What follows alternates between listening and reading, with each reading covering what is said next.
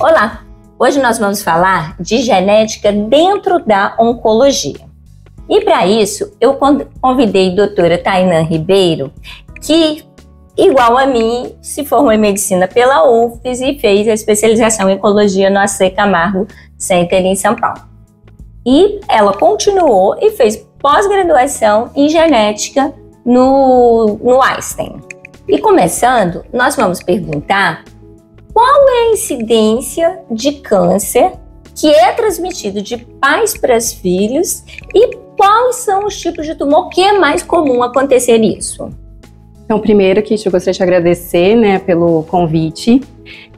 Agora, voltando à pergunta, de 5 a 10% dos casos de câncer são considerados de fato hereditários. Os demais a gente chama de câncer esporádico. E os hereditários, eles acontecem devido à transmissão de uma mutação genética que eleva o risco de câncer.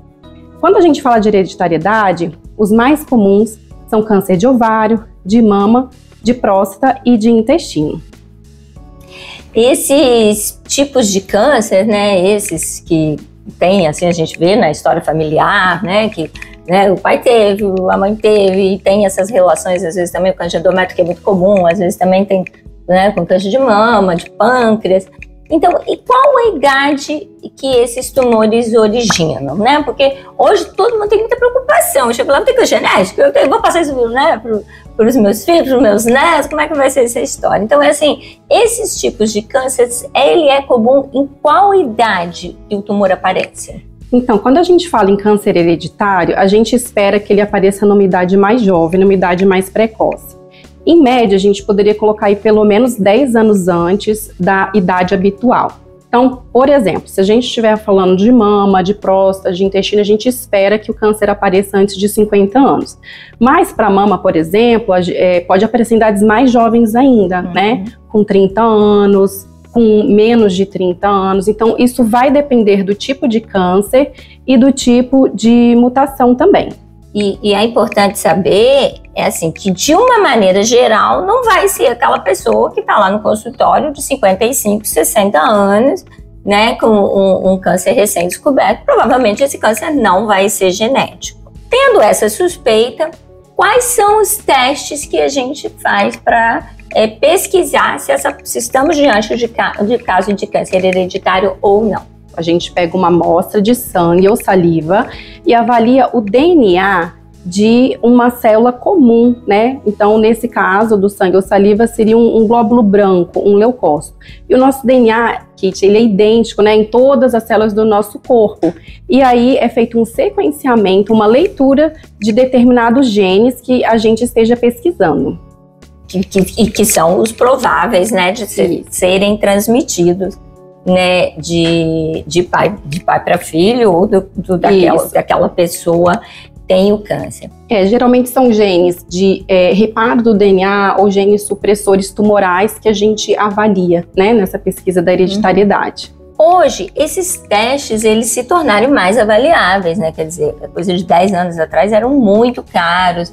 Hoje até a indústria médica, em muitos casos, ela cobre, a feitura desses testes, mas quem é das pessoas que tem tumor que deve fazer o teste? É para todo mundo? Descobrir tumor eu tenho que fazer? Como é que funciona isso? Então, de maneira geral, não. Existem sim correntes que advogam a favor do que a gente chama de testagem universal para todos os pacientes com câncer, já que alguns estudos têm mostrado que metade dos pacientes com câncer e mutação genética podem não preencher exatamente os critérios de testagem, então a gente tem que ficar atento a isso.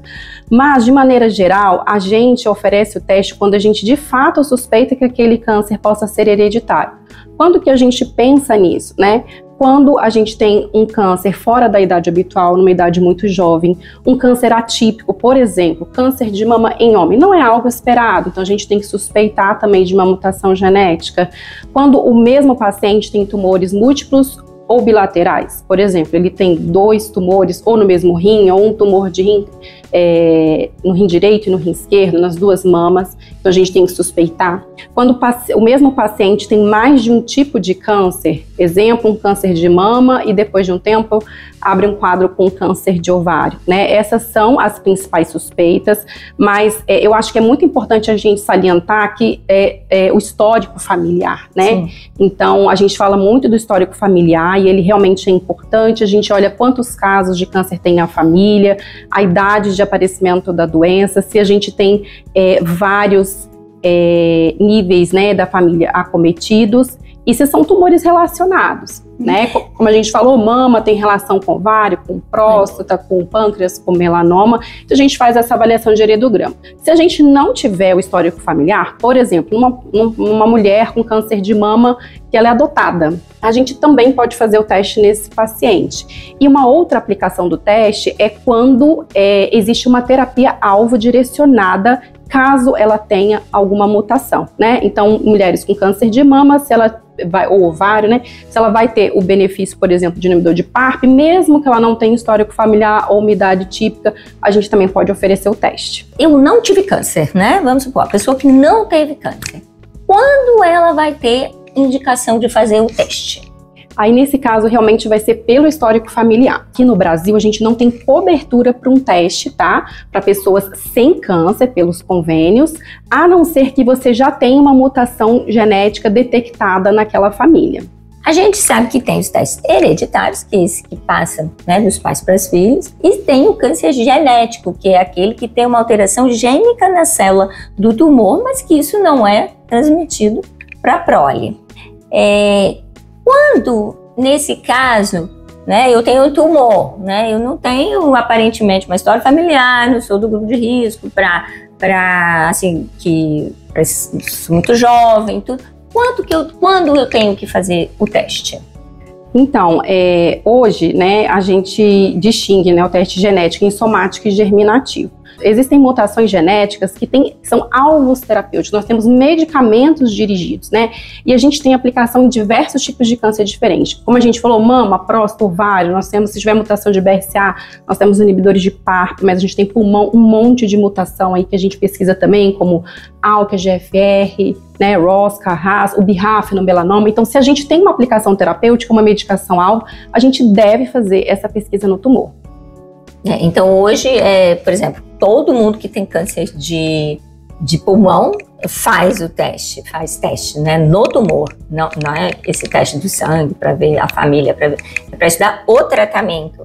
E vai câncer de ovário da mesma forma, e câncer de mama, quando tem a indicação, né, do medicamento. O que a gente vê na realidade é que tem muitas pessoas que não têm familiares e não querem fazer o teste, né? Eles não têm filhos, não têm irmãos.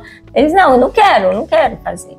Então, eu queria que você comentasse qual a aplicabilidade, né? A gente já falou sobre o tratamento em si, mas e também outras razões da gente convencer essas pessoas a fazerem o teste. Então, a gente já falou, né, sobre a aplicação de tratamento, mas a gente tem que lembrar que dependendo da mutação, o paciente pode ter outros riscos de outros tumores, né? Então, se a pessoa teve um câncer numa mama e ela tem uma mutação, ela pode ter um risco aumentado de ter um novo câncer na outra mama ou um câncer de ovário. E aí essa pessoa, ela acaba tendo uma oportunidade de prevenir a respeito dos riscos que ela ainda tem ao longo da vida, né? E pode ser feito ou um rastreamento direcionado ou mesmo cirurgias redutoras de risco.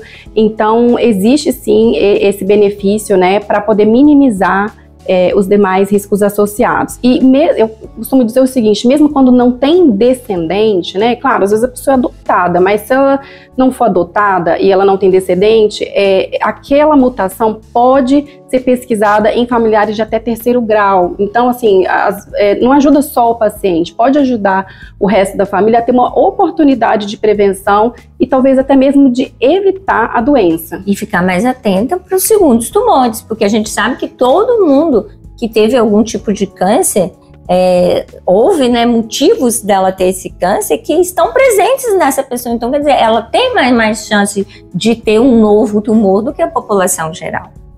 Agora, para finalizar, os cânceres genéticos.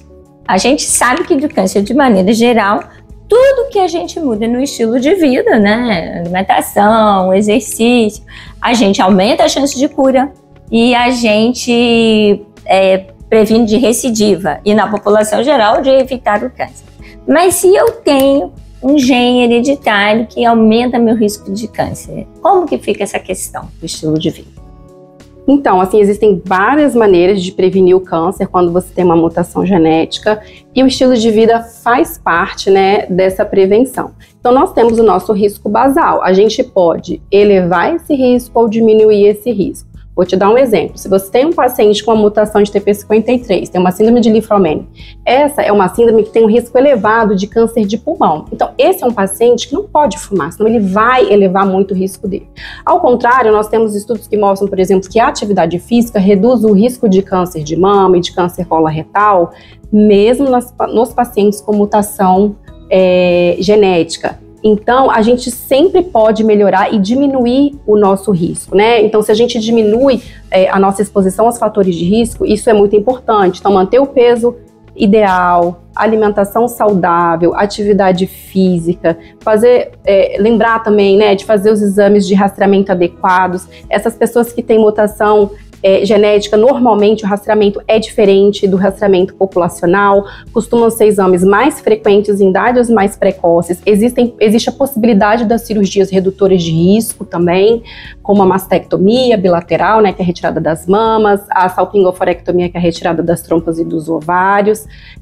Então, assim, existem muitas possibilidades. Existem até medicamentos, né, que a gente pode utilizar para reduzir o risco de câncer de mama ou o risco do câncer de intestino. Então, eu sempre falo que descobrir uma mutação genética numa pessoa que não teve o câncer, na verdade, pode ser uma grande oportunidade, né, de estar evitando a doença, diminuindo o risco de aparecer, ou até mesmo, se for detectada, que ela seja detectada numa fase precoce, que eleva muito a chance de cura. E às vezes a gente pega naquela fase ainda da doença que a gente chama pré-maligna, né? Então, antes mesmo da doença se tornar um câncer.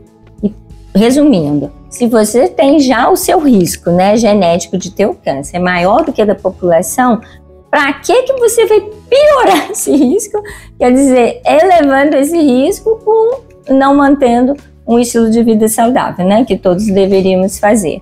Obrigada, Tainã, eu acho que, né, esclareceu. Tem algumas coisas que são mais profundas, é difícil de entender, então tem que realmente, para dar uma pincelada aqui, a pessoa tem uma informação que existe, está muito avançada e cada vez a gente acha mais mutações e que a gente mais medicamentos e tem melhorado muito isso. A oncologia aponta que alguns tipos de câncer, né, que antes que as pessoas faleciam por 6 meses, hoje vive 6 anos, 7, 10 anos.